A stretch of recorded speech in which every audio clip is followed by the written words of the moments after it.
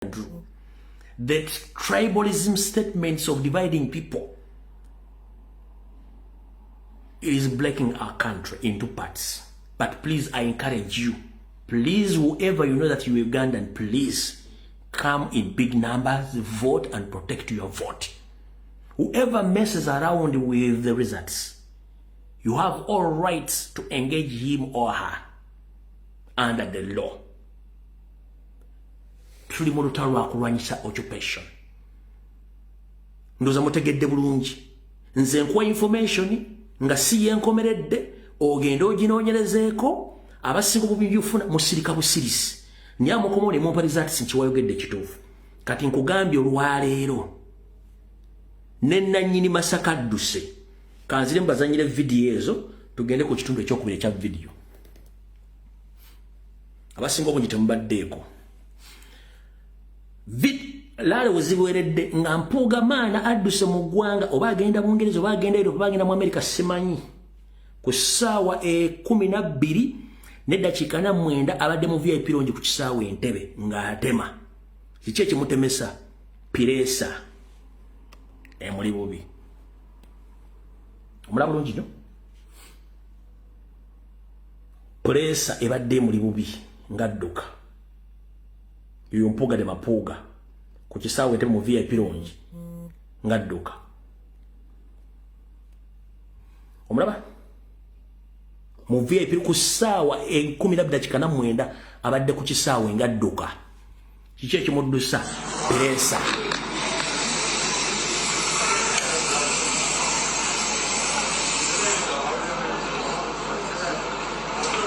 Ng'adduka.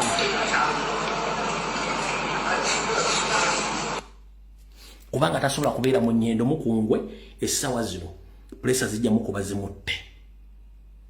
Ekyo mukitegedde bulungi nnyo. Era nze President wammanze ayisaluuti yo nagamba sikubanja. Otufungulidde abasajja abali beefuula bamanyi bonna bagudde eddalu. Buli omu ayogera Ludica, abalala boogera Lufalansa, abalala boogera Lukalamojja, abalala boogera Lukusabbi nti tukyabategeera. Naye laale yali obange esobodde okuddusa omuntu mu ggwanga asombe kipayopayo asooka agenda abeereko gy'abeera ng'ebintu ebiggwa kitegeeza kikulu nnyo. Kati katusooke tudde ku Ssebeno Bakama muwulire obubaka Muzeeyi Nadduli bw'amuwadde olwaleero. Mukama wange ow'ekitiibwa bya Mukama oli ku kigezo ky'otonnaba kumanya kyogenda okufuuka lenson ey'okusomako n'okusomesebwa bannabyabufuzi abalijjawo nga tugenze. Katube tuli batufudde oliba tuli babalamu awo kubanga obukugu bwolina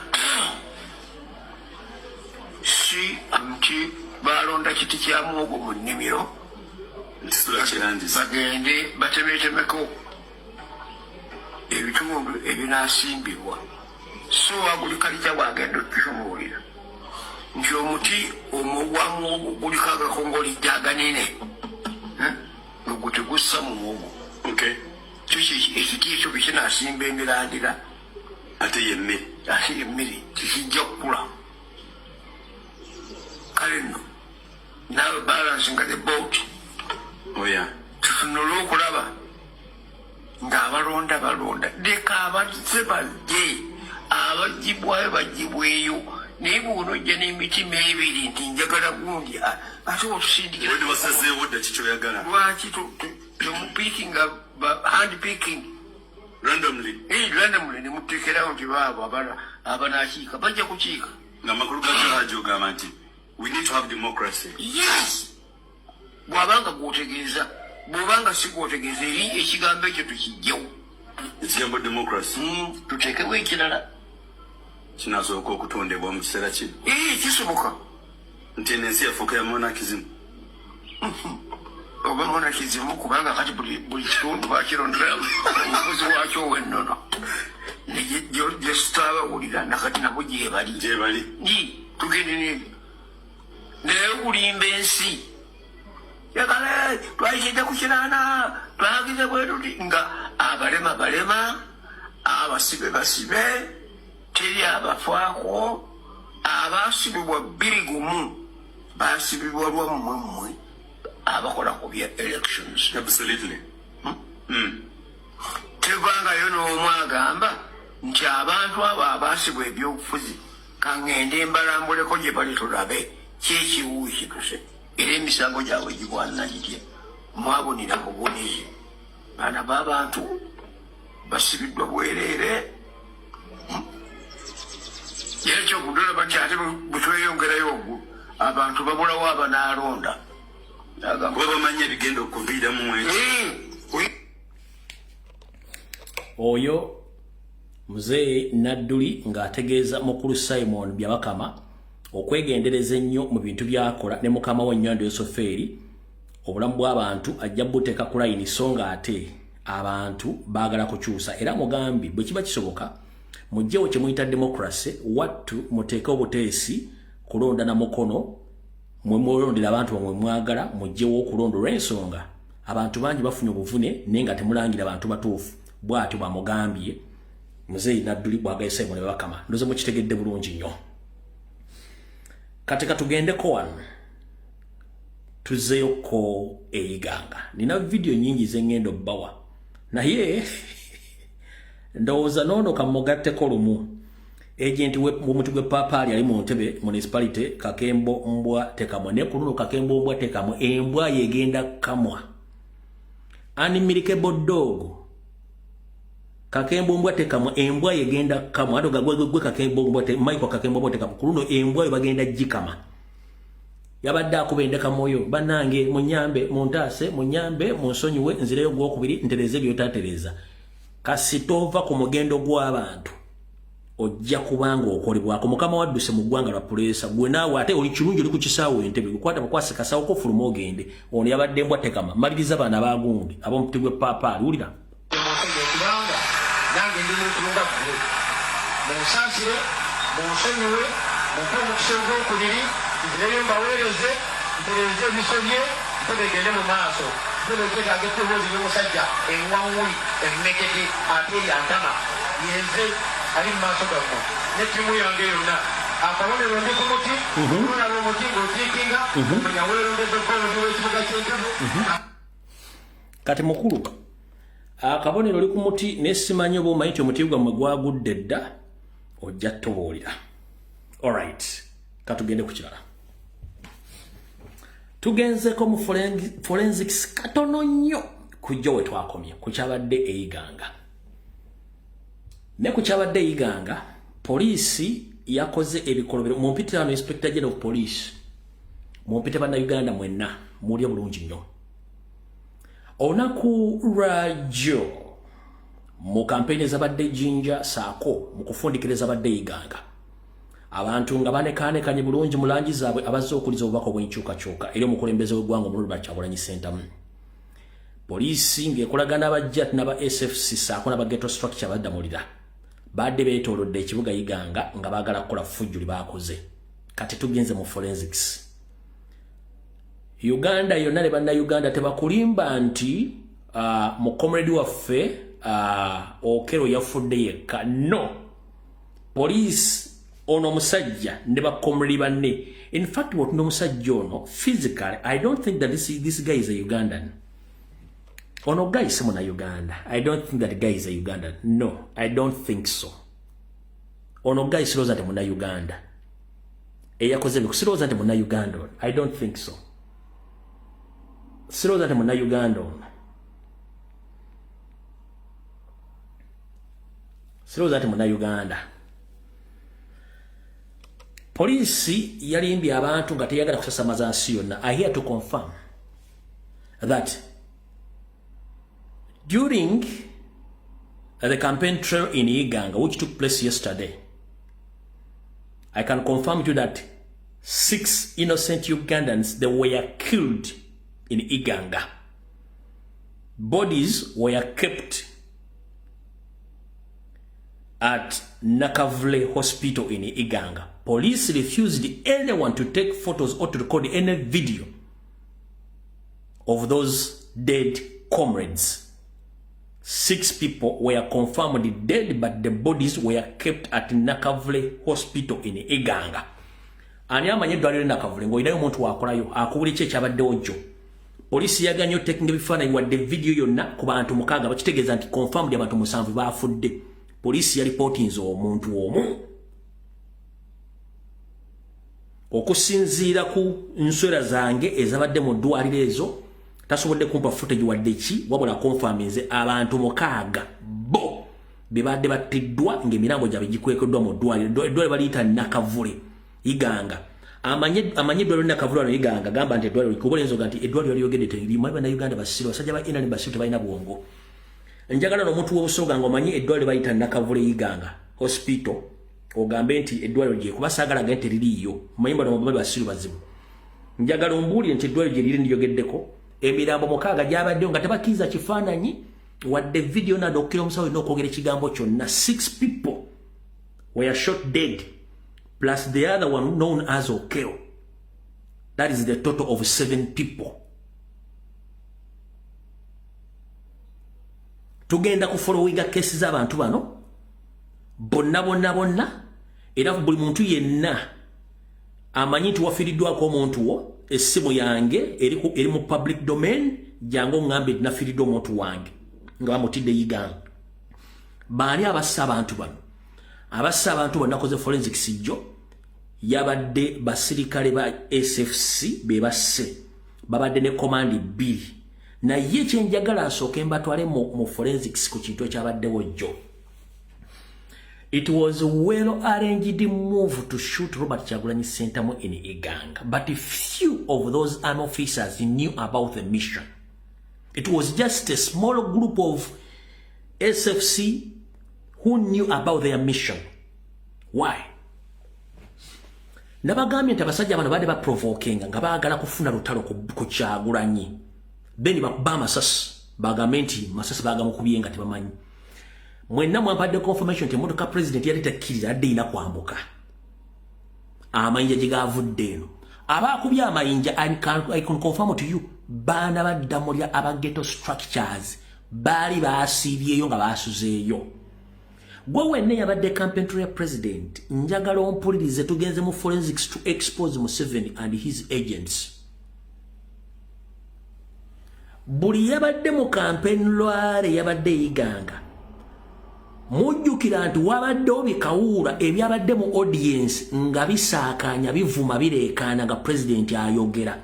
Yeyo group eyaba ghetto structure kati kyebadde baagala nti baleekaane balemese president oba within that laale mugwe mwakatabanguko. Ekyo ne kigaana abantu babasaanikira era ne president yatuse n'agamba nti abaleekaana basi bantu baffe. Ani awulidde ku kintu ekyo president nti bonna bali mu kuleekaana bakyankalanya abo si bantu baffe babadde ba ghetto structures. Kati bwe bamaze obbazingako n'amaloboozi ne batandika okuwemulula mpola ne beegaba. Laale bwe yawedde ne basindikira signals abasajja bwe babajja n'abasemwa n'aba SFC okuba amayinja mu kkubo Kyagulanyi gye yabadde alaga. Bw'abanga Laale yabadde successfully lwaki ogamba nti ate wano yakubye amayinja nga Laale wedde badde successfully? That is a question mark. Tuli mu forensics nkujirawo ddamulya ngenda mwabya nkujirawo ddamulya president yakubira yadde successfully nnyo. Kati gobagamba nti abanupu bakoze fujjo naye ng'ate Laale yabadde successfully bulungi nnyo ne bagimaliza nga badde kiki ekyadde kikubye mwana Nupi ejjinja kuba wayiza mu Nupi yakubye amayinja. Baasose kwagala kukola fujjo mu audience. President abagamba abo bonna bali mu kuleekaana si baffe. Abakyulidde baabano oluvannyuma babamaze obbasandikirako n'amaloboozi batandika okwemulula mpolampola batandika okwegaba. Laale olwawedde ne beeseetinga emmanju eri. Bwe beeseetinze sigino yabadde yakakebe ka tear gas. Poliisi yasoose okuba akakebe ka tear gas. Then abaye ne bafuna sigino nti time for action. Tuli mu forensics. Mwenna mubuuza abadde bakulembedde emmotoka president kiki ekyasoose okuvuga mu byonna yabadde tiyagasi nga bamukuba emmanga poliisi yasoose okukuba tiyagasi emmanga deni bakawula baddamulira ne balyoka bakuba ki amayinja deni ono omwami ono omwami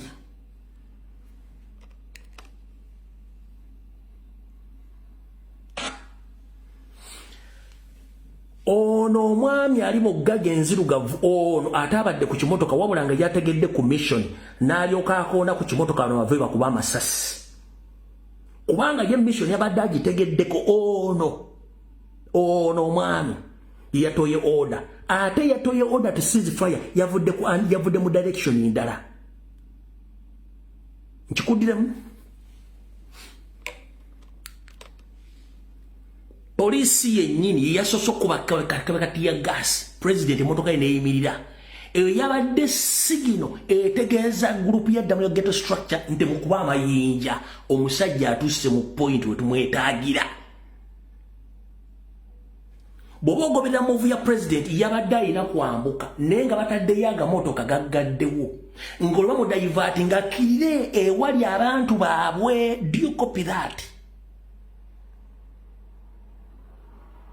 Mukitegedde mwena ne president simayo bakuno kwale batebasimanyi president lutu yabadde yakwambuka n'emmotoka zambuka bwe zasone zimira mu kusooka polisi yenyiri yakubya kakati ya gas ngeka kubira bali abayayi baddamulira ngeba wasigino bwe kamala okuvuga abantu bakyankana mu president n'asimbula batuse makati ono mwami ngamaze okubatia gas bali batandika okuba amayinja ono najja gwembalaze ulira bulungi nnyo njagala wetegereze bulungi nnyo omwami nga akuba ku motoka mukuba ku motoka nga already yabadde yabawadde dda sigino nti kuba kubanga talina gwe yagambyeko shoot yakonyeko bukonyi bwa papa bani batandika okubirawo ulira bulungi nnyo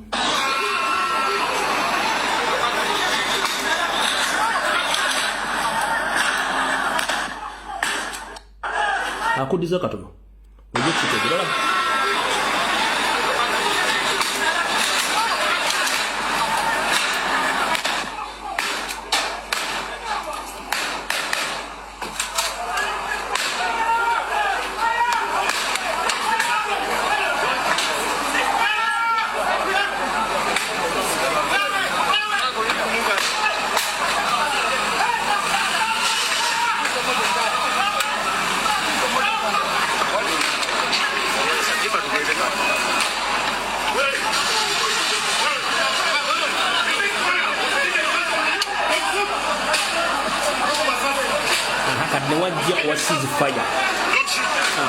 what is the fire na alioka jenda oyo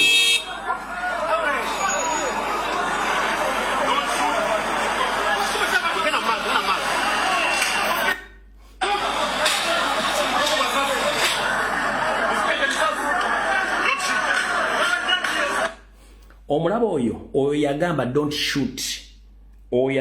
shoot naye ng'ono si yatoye order si yakubye ku kimotoka ono yabagambye don't shoot cease fire si yakonye ku kimotoka eyakonye ku kimotoka mulala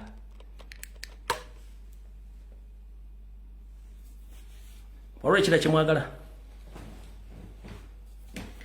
eyakonye ku kimotoka ngalagidde timu ye yabadde set jukira emmotoka za polisi zabadde waggulu ng'eno yo strictly yabadde ya SFC nga ye parkings erinze kumaliza mu kulembeze kyovula oli yakonye bukonye ku kibaati bwati ne batandikirawo kati ona atategedde yajja n'abagamba cease fire don't shoot ekiwonya president nti kamera zabadde nyingi ate waddewo uncoordinated move nti yazoga nti cease fire oba don't shoot si yawadde order mula kuba yadde alina orders ndala ndowooza okitegedde kati olwaleero.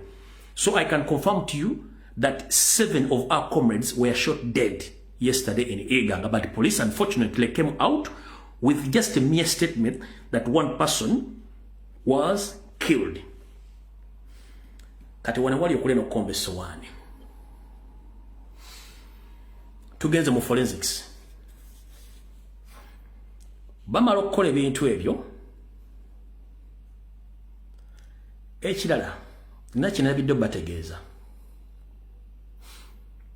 Nakina video bategeeza. Kintu kikulu nnyo. Kanti bategeeza mu kitegeere.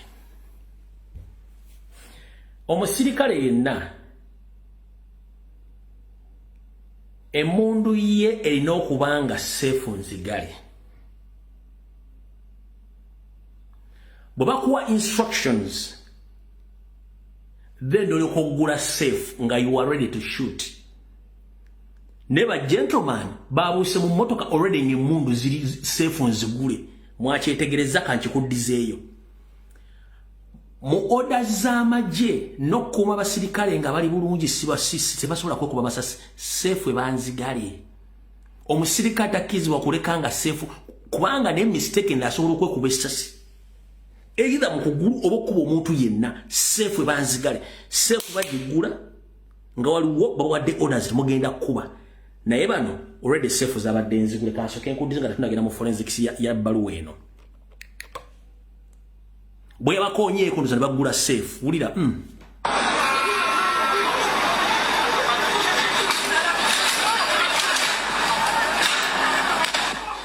obwedda bwe yavamu yakuba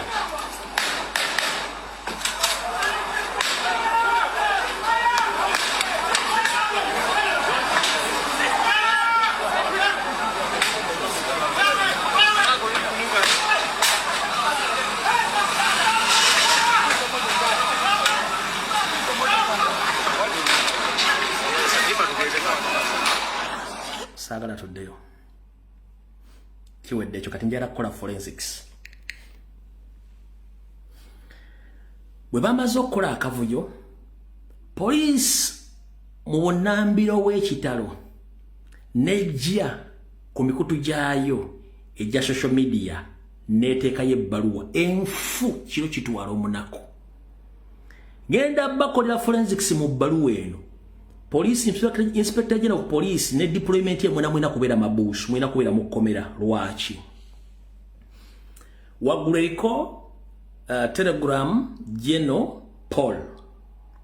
Wano musayina erako Uganda Police Forces Police Headquarters nga 28 November 2025 press release.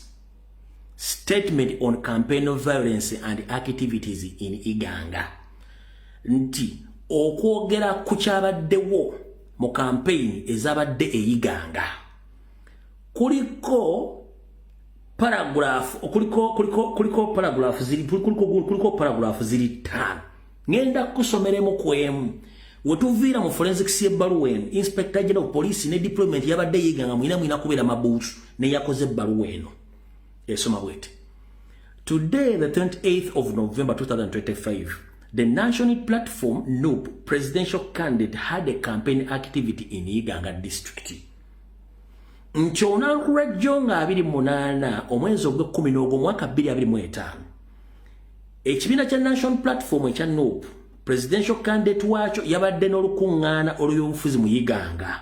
Eyo n'ogiteekako tick. Tugenze ku paragraph number 2. Security forces deployed to maintain public order and safety. First attack, including stone throwing, incited by candidate.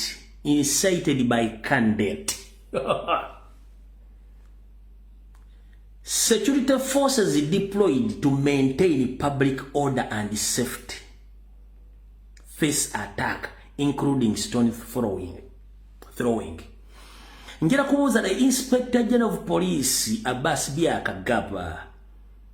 Njera kubuuza owandiika otya ebbaluwa n'ogamba nti security forces deployed to maintain public order and safety.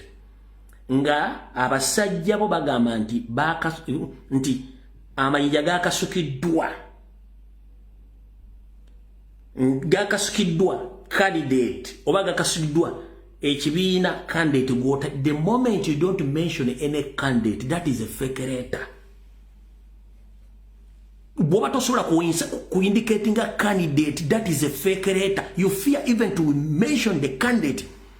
Kubanga candidate agenda kuva bagambe, yes, you said that my team, they were involved in inciting violence and throwing stone. Can you provide us with the video evidence to prove your statement. Kyovula temwataddemu candidate yenna mwagirese eri open. Ku paragraph 2 tuli mu forensics. Paragraph 2 eyo statement yasigadde eri open. The moment you don't indicate any candidate kitegeeza nti eyo yabadde fake letter nga mwade mwagala kuyisaawo bintu byammwe. Ngenda bakala kata mugenda kumpulira. Kansoke njikusomere yonna paragraph 2. Bawandise what? Security forces deployed to maintain peace. To maintain peace, to maintain public order and safety. Fierce attack including stone throwing, incited by the candidate. Incited by the candidate. Gwe yawandise Baluwe. Did you witness anywhere Robert Kyagulanyi Ssentamu getting involved in throwing stones?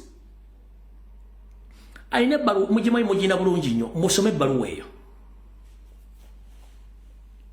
Muline Baluwa mugisome bulungi. Bana abasajja nabagamba ne boli musanga ne PhD nga wasero bihogo and educate bihogo era jasigala nga wakawo mentality.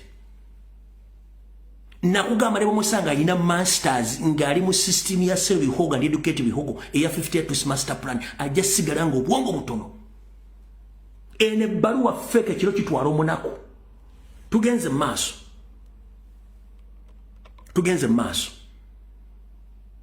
Njiddamu gwakusa paragraph eno. Security forces deployed to maintain public order and safety. Fierce attacks including stone throwing. Incited by the candidate who wasn't mentioned in this statement, resulting in serious injuries to officers and damage to several police vehicles the same day. Candidate yetabye mu kaso ka mayinja agaviddeko abasirikale okufuna ebisago saako n'okutuusa emitawaana ku mmotoka za polisi eva bateekawo police officer balumiziddwa ne mmotoka za polisi zaayonoonese. Same statement in different letters addressed by the same police. Tebalinayo ideology endala yonna ya addressing a public. Eyo no statement eri mu paragraph tutugenze ku statement eri mu paragraph 3. Officers responded to the violence by displaying the unruly crowd, during which one severe and fatally occurred, and the deceased is identified as Misach Okero, an adult male. Nebakugamba nti mweri paragraph 2 ebyabaddewo byaleetedde abatabangula ddembe okweyambisa obuyinza bwabwe nga babutwalidde mu ngalo okuba amasasi agaviriddeko omuntu wa bulijjo amanyikiddwa nga Misach Okero, omusajja omukulu okufa. Wano webakugambira nti omuntu omu yafudde, waliwo emirambo 6 egimeesinga, emirambo 6. Kati eyo tugenze ku 3 nzijukiza, tugenze ku 3 gye tuliko, tugenze ku 3. Kati bw'ogamba nti mwakubye omuntu omu nga mwamukubye abantu bamusutiddwa muleete bambalage ne muddamu ne kuba amasasi ne mbagoba, mutegeeze ngenda bakalakata mu basajja mmwe. Ulabayo nno.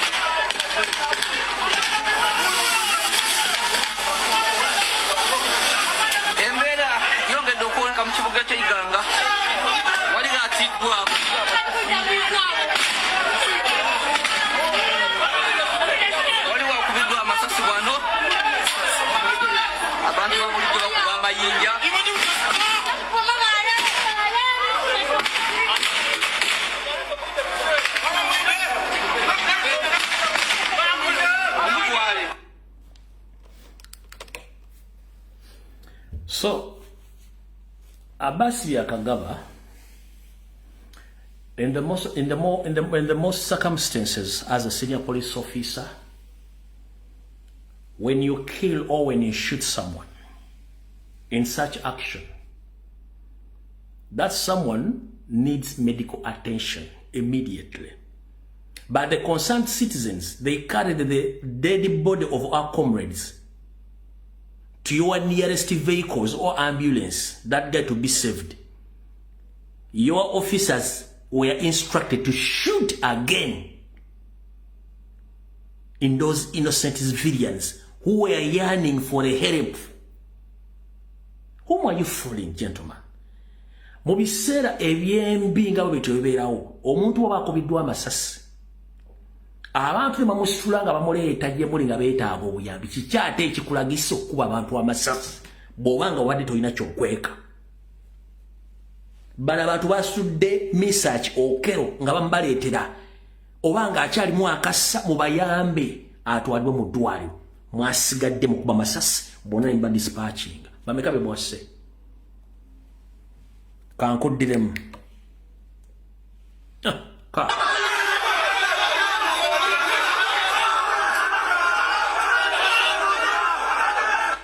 uyo okero nga bamulina omulaba awo okero nga bamulina bamusitudde bamutwalira poliisi ebayambe bamutwalira poliisi ebayambe ye balagidde bulagizi kushuti.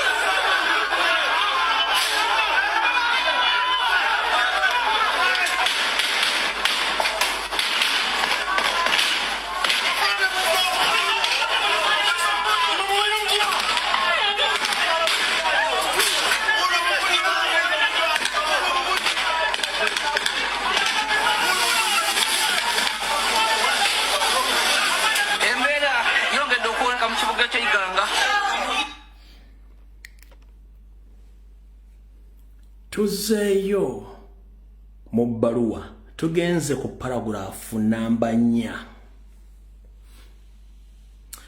Several suspects linked to today's violence have been arrested and are currently in police custody. Several suspects linked to today's violence have been arrested and are currently in police custody. Nti abantu abawerako abasuubirizibwa okuba nti beetabye mu kavuvuŋŋana ako bakwatiddwa era bali mu mikono gya poliisi. Who are they? Who are they?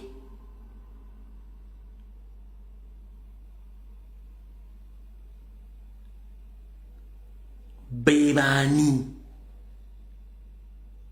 Kubanga for tuna information nti ghetto structures were deployed the day before by Christopher Damolida to do such actions. So whom are those people you arrested? Ever you said that you have arrested 10, 40, 30 noob supporters. Who are these people you arrested whom you can't mention? And we haven't yet get information about them. Who are they?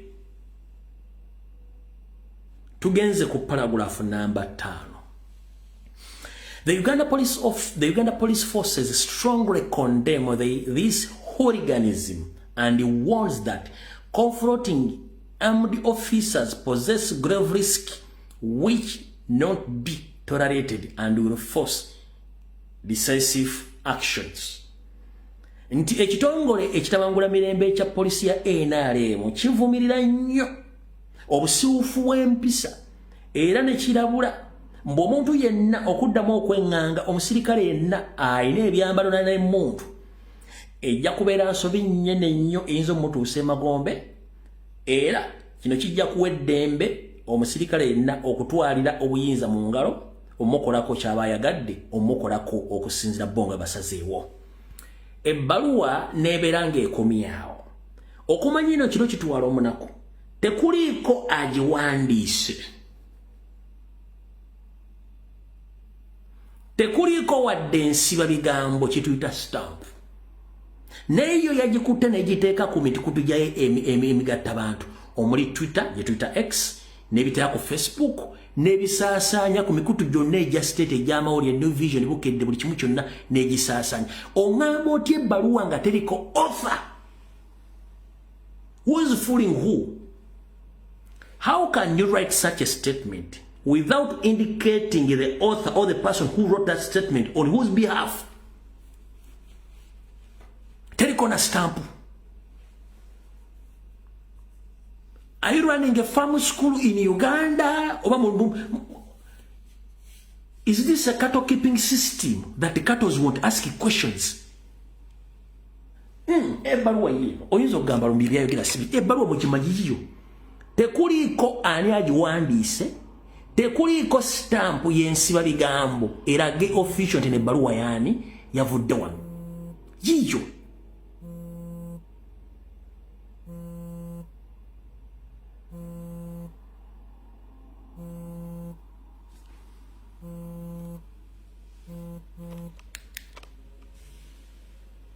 Bana basajja balinganga abalwani abaddukanya gundi abaddukanya ebiralo by'entiti bannayuganda nti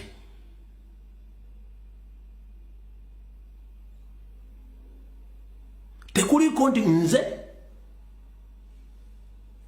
Girizimana nze mpandiise ku lwa sembe byakagaba oba nze Franka Mwesigwa nze mpandiise ku lwa poliisi oba nze yabaddewo ng'ebintu bino bitukawo nze mpandiise tekuli na stamp wabula mukifuluma ne mukitya ku mutimbagano.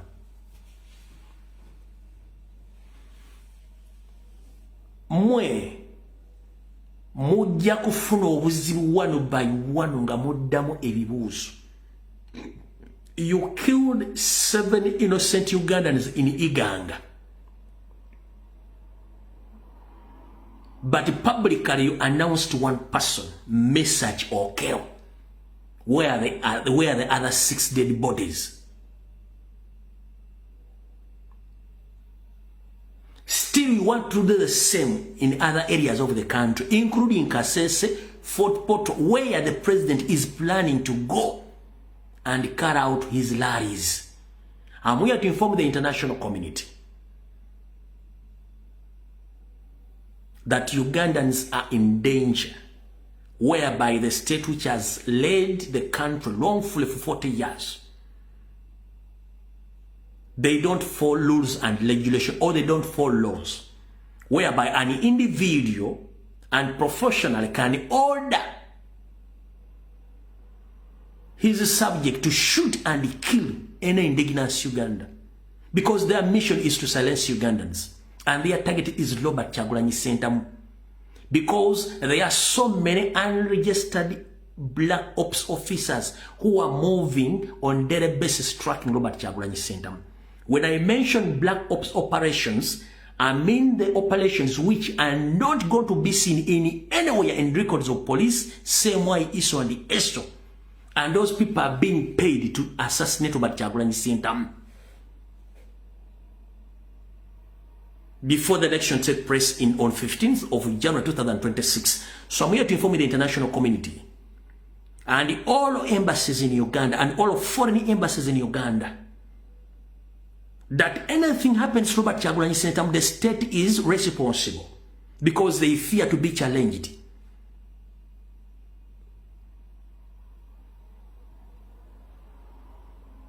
The only solution they have is to assassinate him. But as we speak right now, we are not going to let this happen. We shall expose the state. The main person who's behind all these scuffles is Muhoozi Kainerugaba, with the help of Christopher Damolira, the crime intelligence police officer, who is a senior UPDF officer, but who was placed in police to carry out his missions, is the one controlling the ghetto structures across Uganda, which ghetto structures are managed and controlled and supported by Christopher Damolira himself. These are ghetto youths who are paid on daily basis to cause chaos, to kill whoever doesn't support NRM or support Museveni's what? Museveni's government. So they are tracking Robert Kyagulanyi Ssentamu whenever he goes to campaign. So I'm here to inform the international community. Whatever happened to Robert Kyagulanyi Ssentamu, there are so many people in the system, including IOs out of the system. We shall give you evidence on the crimes against humanity. which have been committed by Museveni and his son Muhoozi, including his uncle Salimu Saleh.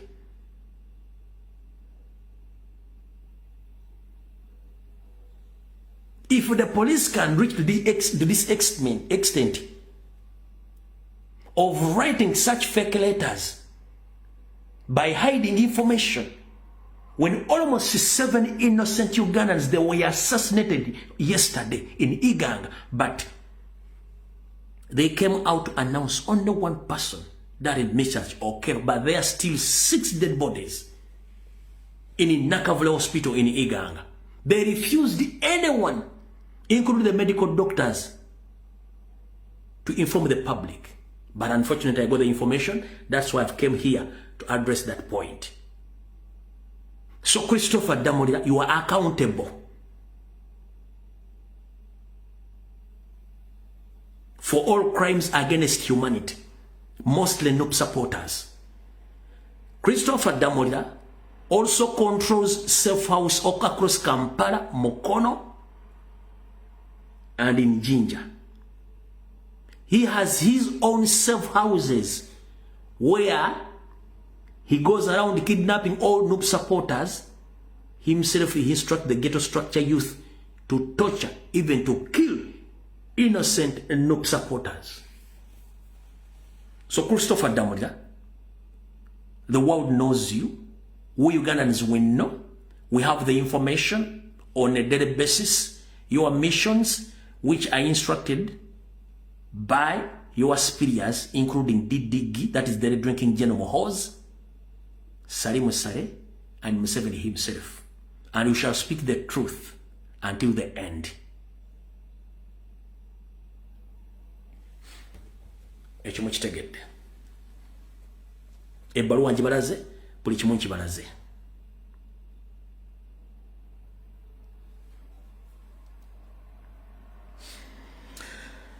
So, the same police officers, they were instructed to come on mainstream media, more especially on the Natasha Broadcasting Service. That TV is owned by the state agent known as Kim Kalisa, black in color.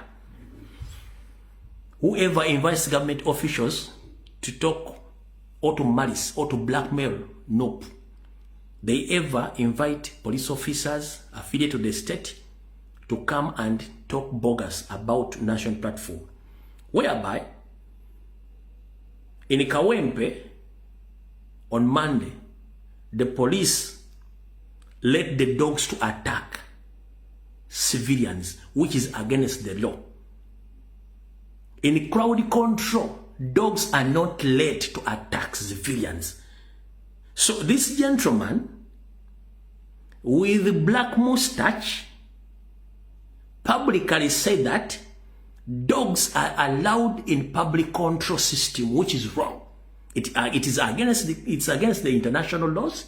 It's against the Ugandan laws. But due to the fact that these people are foreigners, the gentleman talked arrogantly, convincing Ugandans that it is normal in Uganda to let a dog to attack innocent civilians. We condemn the acts of these people. This gentleman, on several occasions, had been defending the government against the crimes committed by the police officers. The same gentleman came yesterday, came on TV yesterday, defending the police which led the dogs to attack civilians. He said that world over, dogs are led to control the crowds, which is wrong. That's not truth. Omwami ono nga ino tuswigiri otwa mustachi otulinga otwa musolini aina akayindo kamulinga kagatoka embizi ekyo kyange olubuto lumulinga entumu ya kasasiro lebwa yambali ifonta nyuma bwayimira oyinza okuloza nti yesibye pisto nga makudde gamujjudde yalinga ensawo ya pamba ekubye mu enkuba yavudde n'agamba nti ensi yonna baba bali mu kugumbula abantu embwa zikkirizibwa okuteebwa abantu bwe yayogedde ebigambo si byange njagalo byewulireko ayina otuswigiri tulinga twa musolini kati obona awo tatya ebinyeebwa simanyi wuuyo. How else do you expect police, which is having a mandate of protecting people and their property. Is security getting back to its old ways as being the biggest nightmare in every election? Security is having a challenge on how to keep the process moving peaceful and doing their mandate. Is what you're doing a sign of enforcing peaceful elections to the extent of deploying dogs? You raise the issue of dogs. I do not know whether you are aware that Kenya deploys dogs globally, in UK, in Italy, in Canada, in developed democracies. They use dogs for crowd control. So it's not something new. Gentleman with the Mussolini mustache, I'm here to let you know, K9s are meant to detect, not to attack civilians. K9 are meant to detect. K9 dogs are meant to detect, not to attack, or not to let those dogs to attack civilians. World over, all the systems are used to control the populations in terms of riot. Dogs are not allowed in, and it breaks the international laws. Don't fool Ugandans. Mwamulina emitwe emikalu ngane penal code joyo wandi badole teteka penal code act ekulaga nti embwa ya polisi ya Kenya ekkirizibwa okuleetebwa mu bantu bagite balume. K9 embwa ezo ziriwo kuwunyiriza gwe mulimu gwazo. Kuwunyiriza bakita detect oba kwe kuwunyiriza okwakita to detect abakukusenjaga boom oba obutemu bwonna obwekika so kuziteera bantu.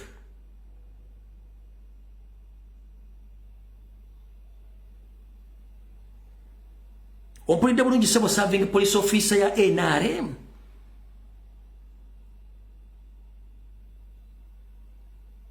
Omanye bwembeera n'otuno otuswiri tuno otwa musolini n'oteekako kofira bwoti n'oteekako omuti gwa sigala bwoti n'omyuka amaaso n'obanga endege mazizaawo muwemba n'olowooza mugenda kutiisatiisa abantu mutegeera temutegeera ne mumusoma temusobola kutegeera ne mumusoma ne mumala digule musigalira mulina ekimiisinga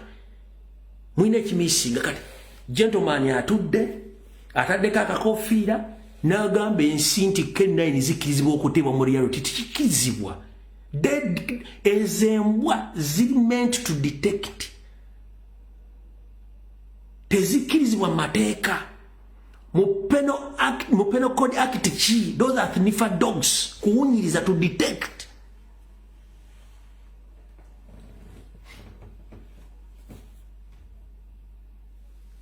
Njagala ddemu omuwulirize saagala ogenda omusajja ayogera bigambo tebitali makulu uyo. How else do you expect police, which is having a mandate of protecting people and their property? Is security getting back to its old ways as being the biggest nightmare in every election? Security is having a challenge on how to keep the process moving peaceful and doing their mandate. Is what you're doing a sign of enforcing peaceful elections to the extent of deploying dogs? You raise the issue of dogs. I do not know whether you are aware that Kenya deploys dogs globally, in UK, in Italy, in Canada, in developed democracies. They use dogs for crowd control. So it's not something new.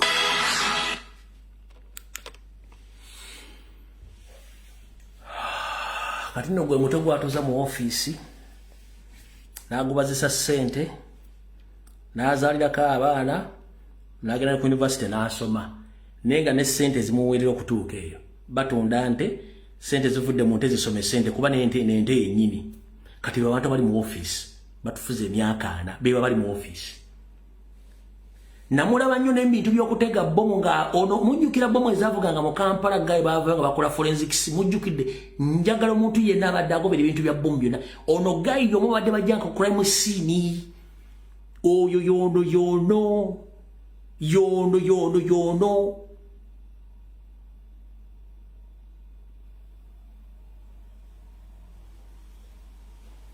kati kati nno beebo kati bw'ojja n'obagamba nti kino si kituufu kino oyo akola propaganda black ame tujja basomesa wano mpaka kuwulira bubi mujja bitegeera oli police officers tomanyi mugaso gwa mbwa netteeka ki embwa mwezifugirwa naddi embwa bwefuluma nakyo tokimanyi mbu mu crowd control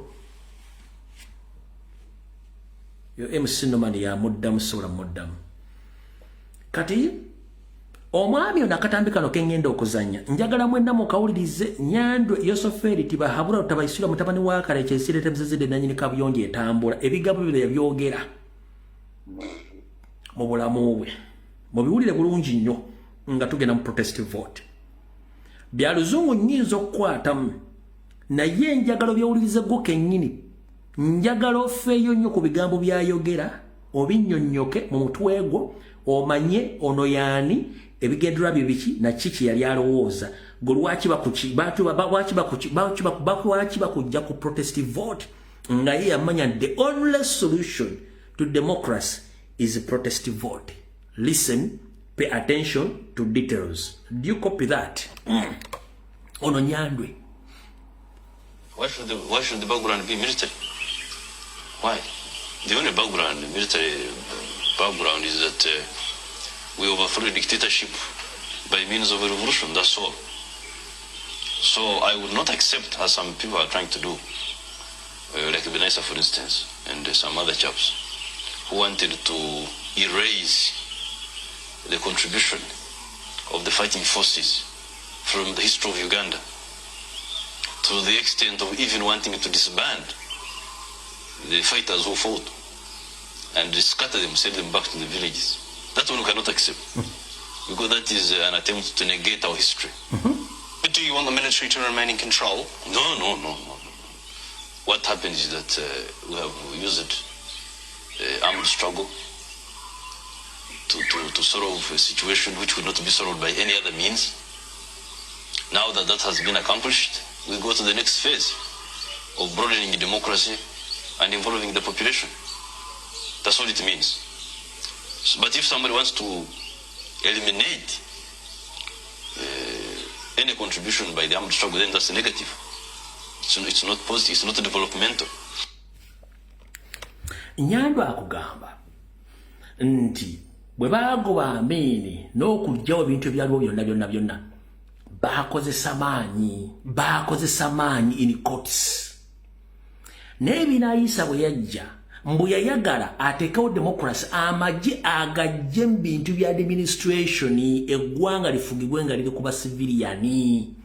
Nyandwe n'agamba mbu lwaki binaayisa yayagala okujjawo abalwanya abalwana abajjewo abateeke ebbali bo bateekewo democracy waabwe ng'ate okufuna bo kye bayita peace bakozesa mundu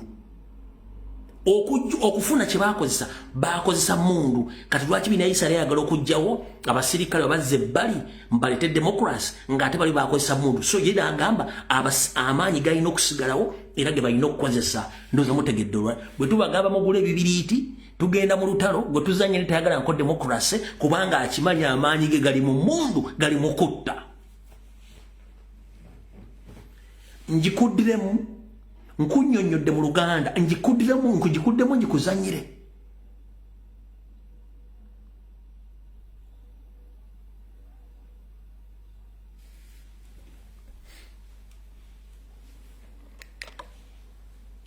Why should the background be military? Why? The only background, military background, is that we overthrew dictatorship by means of a revolution. That's all. So I would not accept, as some people are trying to do, like Benessa, for instance, and some other chaps, who wanted to erase the contribution of the fighting forces from the history of Uganda, to the extent of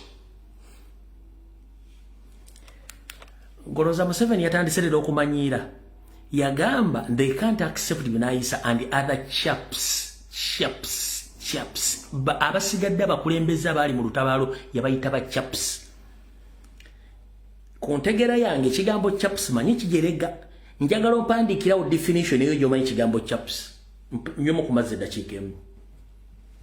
goza nyande atansetera okumanyira nyande kuva dda amanyira wandika ekigambo meaning y'ekigambo chaps ye n'akabinja ke beyita ba revolutionalist kati mbuye binayisa ne ba akisa ba chaps and other chaps kati goza mbuye nakasoko ono guy yavadda nga azalawa anyoma waliwo wampandika n'ekigambo chaps kitegeeza si chaps ene y'ennyama waliwo slogan gye bayita chap ng'ejiriga bugirizi mpandikirawo ekigambo chaps kitegeeza sijjaze kuwa kyange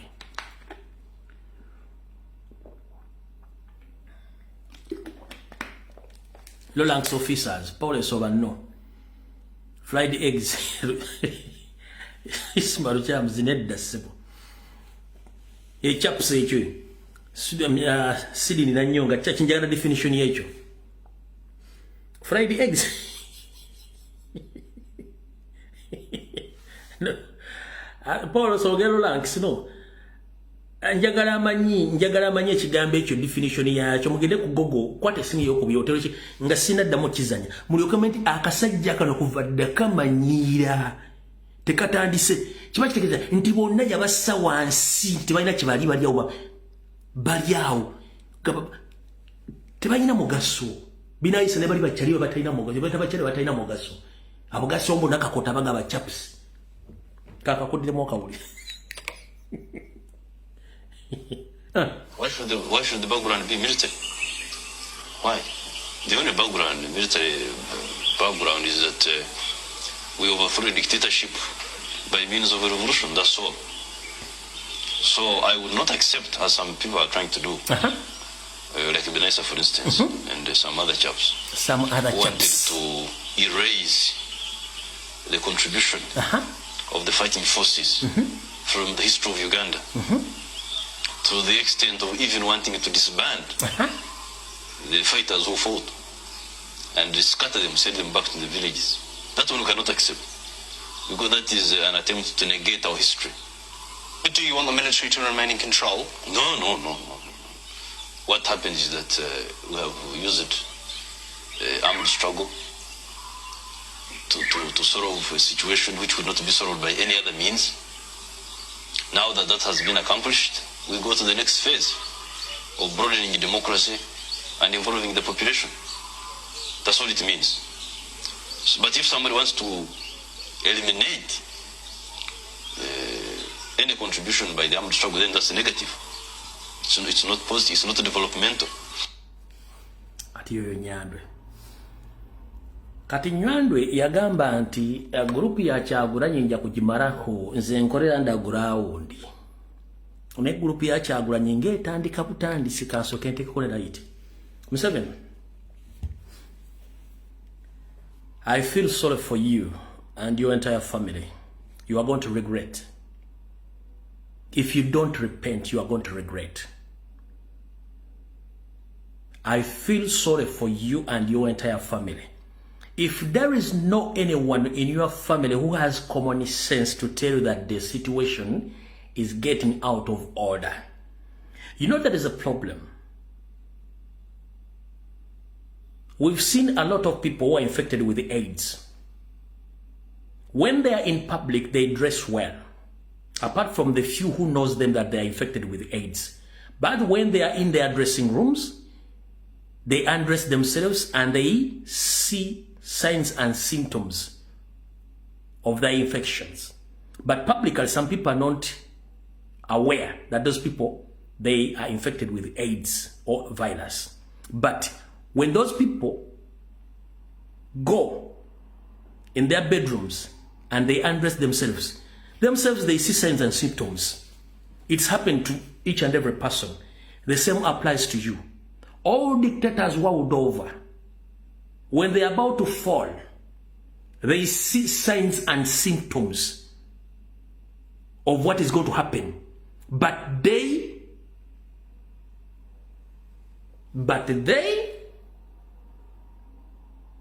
resist.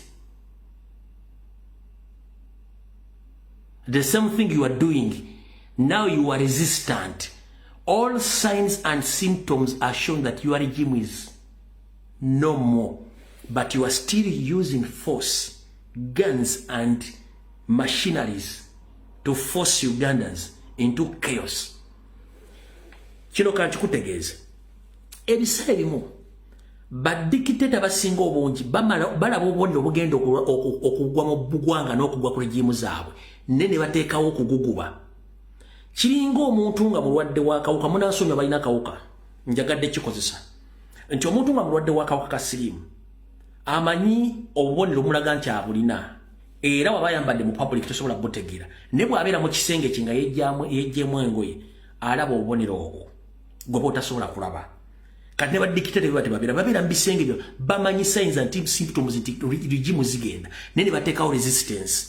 Kati mu Museveni regime yo ne family yammwe mulina symptoms muzimanyi ne mutaddewo ka resistance. Okitegedde bulungi nnyo ka resistance eva katwala badikiteta bonna. Bwe mbanga mu family temulimu ku baana bwewabiika ne mukazi wo gowujja ekiwojjolo I'm very sorry nzemaze emyaka temuwujja ekiwojjolo kubanga ye asula bulala asula wala namusingala mu kugukupate. Bwe banga ku bakoddomi bo ku bawalabo ku batabani wo ne baganda bo ne ba obbi ne ba ogi tekuli akugamba nti ekintu kiweddeyo tugenda kufiirwa obulamu na buli kimu kugamba nti tuwoye obuyinza buno mu ddembe ng'okyawaze empaka. Bulaza wagamba nti system ya Kyagulanyi ojja kugimalako. You will end up finishing Esther Kakondanako entire race.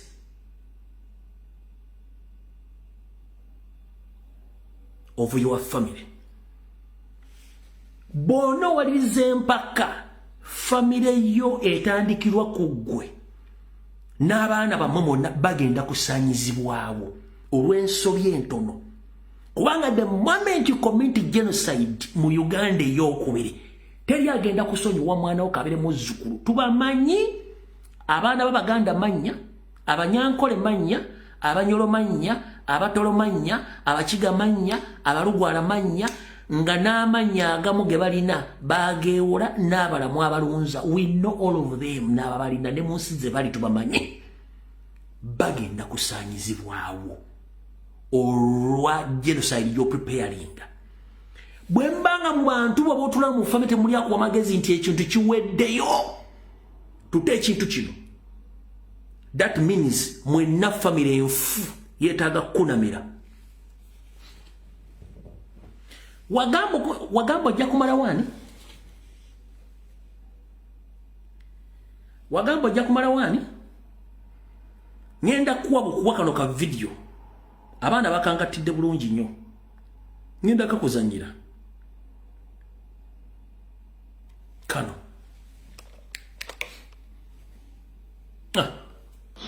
Group ya Kyagulanyi tero ninja kujimaraho.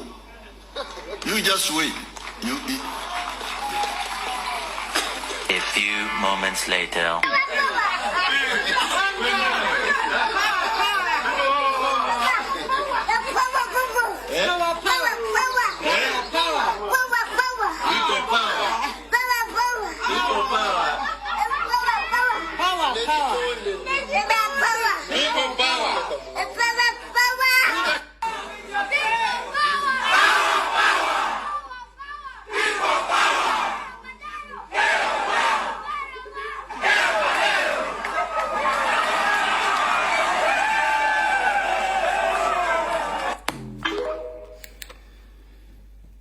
Kati gentleman oli agaye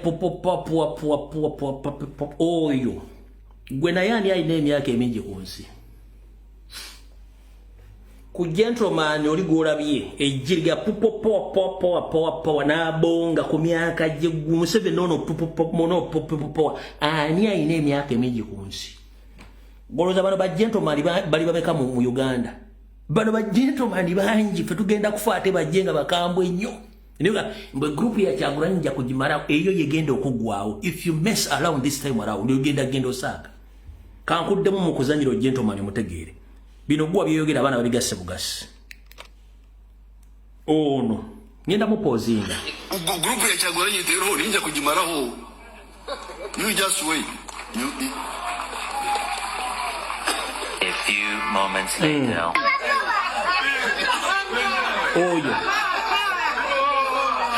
Oyo abonga n'okubonga. Oyo. Oyo. Oyo. Oyo.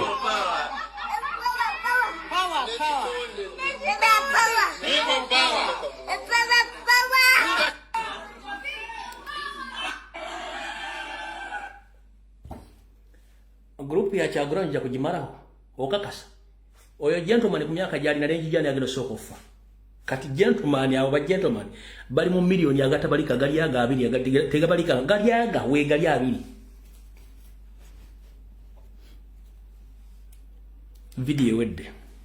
video wedde tujja sinkana ndoza ko mande kubange encha ndabiyo president yanyinza okubeera ko live ku